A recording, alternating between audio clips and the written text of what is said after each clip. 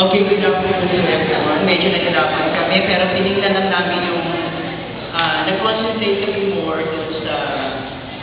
Kasi yung ibang mga presentation nakita na namin yung sa internet, sa aking presentation pa namin, especially festival sa secondary model.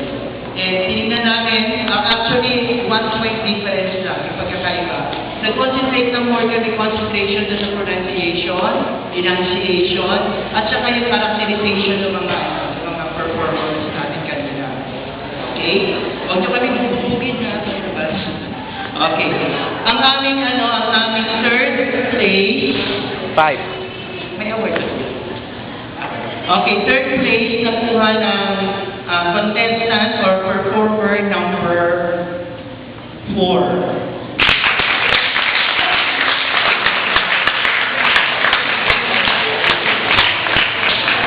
Second place.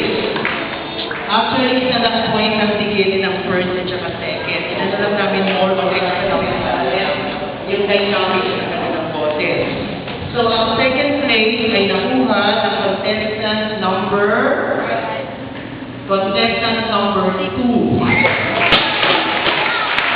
And ang first place ay the champion ay namin ng contestant number 3.